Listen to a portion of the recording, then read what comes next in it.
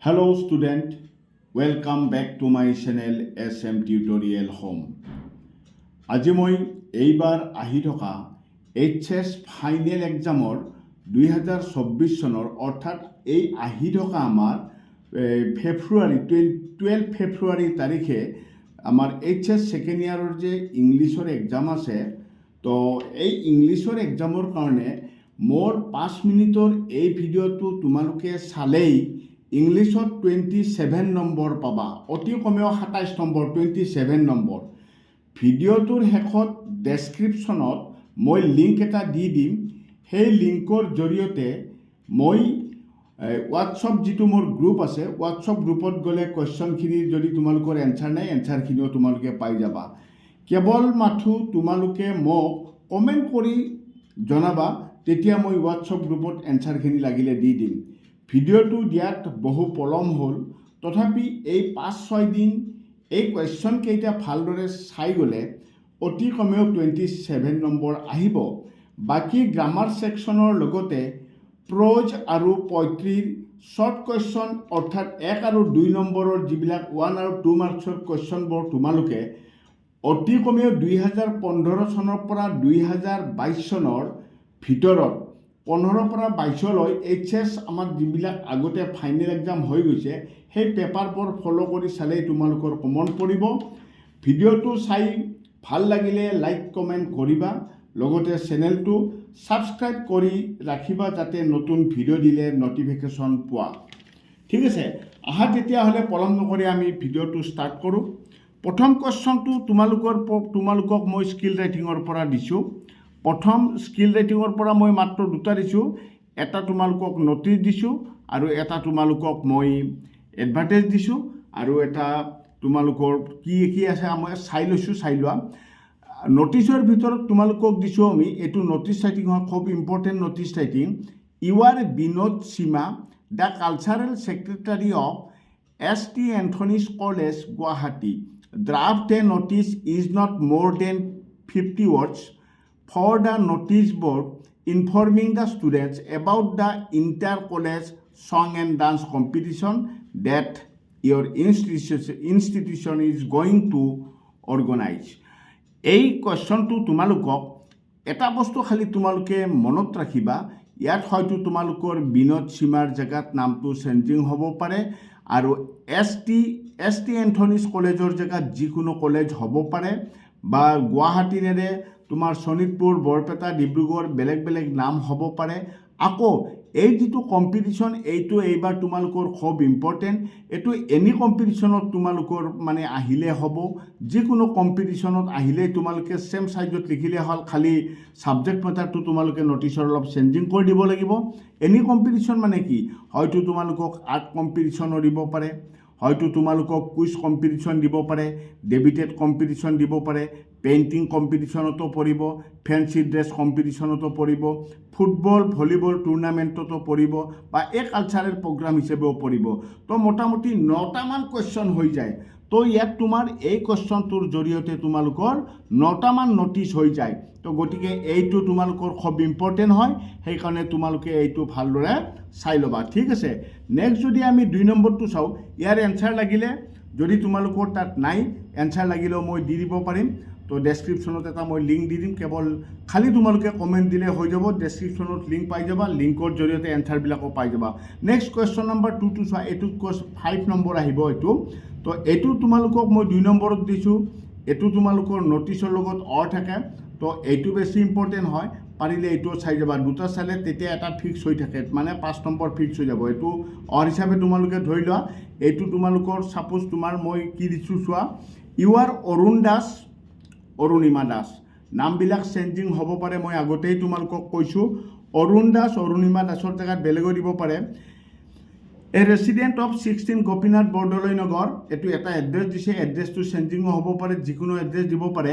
Tinsukia you have lost a black handbag containing valuable document while traveling from Digboi to Tinsukia by bus এইটো নিশ্চয় তোমালোকে কি কৈছে বুজি পাইছা নিশ্চয় তো ডিগবৈৰ পৰা তিনিচুকীয়ালৈ আহি থাকোঁতে বাছেৰে আহি থাকোঁতে হেণ্ডবেগখন হেৰাল তো ইয়াত তলত কি কৈছে চোৱা draft and advertisement is not more than 50 words for publication in English daily, giving detail of the bag, maintaining when you have lost it, and giving your contact addresses, requesting the finder to return it to you.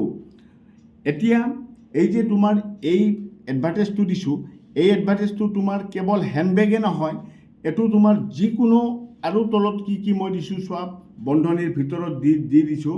সেইটোত যেনেকৈ any competition আছিলে, any কম্পিটিশ্যনৰ ভিতৰত ইমানটা কম্পিটিশ্যনৰ ভিতৰত পৰিব। ঠিক এইটো তোমাৰ হয়তো ৱাটচটো হেৰাব পাৰে, আমব্ৰেলা লষ্ট হ'ব পাৰে, মোবাইল ফোন লষ্ট হ'ব পাৰে, ইংলিছ টেক্সট বুকখন লষ্ট হ'ব পাৰে, এক্সেট্ৰা। তো গতিকে যিকোনো লষ্ট আহিলে তোমাৰ এইটো ছেম এনচাৰ হৈ যাব। এইটোও তোমালোকৰ খুব ইম্পৰ্টেণ্ট হয় এইবাৰ।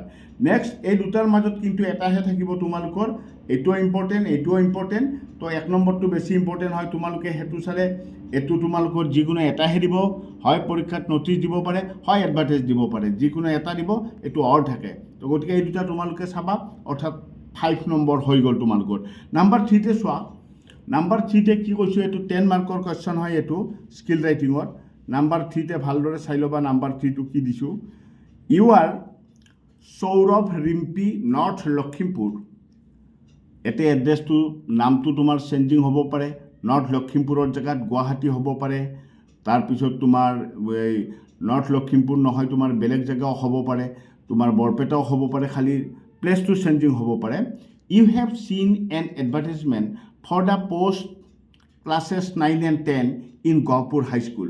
গহপুৰ হাইস্কুলত 9 আৰু 10 ক্লাছত ক্লাছ কৰাৰ কাৰণে তোমাৰ ধৰাছোৱা এটা এডভাৰটাইজ দিছে, শিক্ষক এজন লাগে। তো write a letter to the president of the managing committee of the school applying for the job, give your biodata, resume. বায়োডাটাক ৰিজিউম বুলিও কোৱা হয়, তোমাৰ বায়োডাটা হিচাপেও দিব পাৰে, ৰিজিউম বুলিও দিব পাৰে। তাৰমানে তুমি এখন লেটাৰ লিখা বা এখন এপ্লিকেশ্যন টাইপত লিখিব লাগে জবটো কৰাৰ কাৰণে। তো এই কুৱেশ্যনটো তোমালোকৰ এনেকৈ নিদি তোমালোকক এনি জবৰ যিকোনো এনি টিচাৰ হিচাপে তোমালোকক মই কি দিছোঁ চোৱা, assistant English teacher, science teacher, social teacher, sport teacher, computer science teacher, music teacher ইত্যাদি। কেৱল ছাবজেক্ট মেটাৰটো তোমালোকে চেঞ্জিং কৰি দিলে হ'ল, এনি ওৱান যিকোনো এটা টিচাৰৰ খুব ইম্পৰ্টেণ্ট। তো এতিয়া অহা টেক্সট বুকৰ পৰা আমি কি চাব লাগে, যে টেক্সট বুকৰ পৰা তোমালোকৰ এইটো আমাৰ অলৰেডি কুৱেশ্যন নাম্বাৰ 3টো 10 মাৰ্ক গুচি গ'ল। তো টেক্সট বুকৰ পৰা কুৱেশ্যন নাম্বাৰ 4ত যে দিছোঁ, answer any one of the following, 5 মাৰ্কৰ তোমালোকৰ এটা লং কুৱেশ্যন আহিব টেক্সটৰ পৰা, অৰ্থাৎ দ্য লাষ্ট লেচন, ইণ্ডিগ' আমাৰ যে লেচনকেইটা আছে এইকেইটাৰ পৰা তোমালোকৰ এটা 5 মাৰ্কৰ কুৱেশ্যন আহিব। সেই 5 মাৰ্কৰ কুৱেশ্যনটোৰ কাৰণে মই তোমালোকক এফলৈ 5টা প্ৰশ্ন দিছোঁ, 1 2 3 4 5 6 6টা কুৱেশ্যন দিছোঁ। এই 6টা কুৱেশ্যন তোমালোকে ভালদৰে চাই ল'বা। এই 6টা কুৱেশ্যনৰ ভিতৰত তোমালোকৰ লং কুৱেশ্যন যিটো হ'ব, সেই লং কুৱেশ্যনটো 5 মাৰ্কৰটো তোমালোকৰ কমন পৰি যাব। নেক্সট আহি গ'ল আমাৰ ফিজ চাৰ্জৰ পৰাও তোমালোকৰ এটা 7 মাৰ্কৰ এটা তোমালোকৰ লং কুৱেশ্যন আহিব। ফিজ চাৰ্জৰ কাৰণে আমি মাত্ৰ ইয়াতেও 5টা কুৱেশ্যন দিছোঁ। এই 5টা কুৱেশ্যন ফিজ চাৰ্জৰ চালেই তোমালোকৰ কমন পৰিব।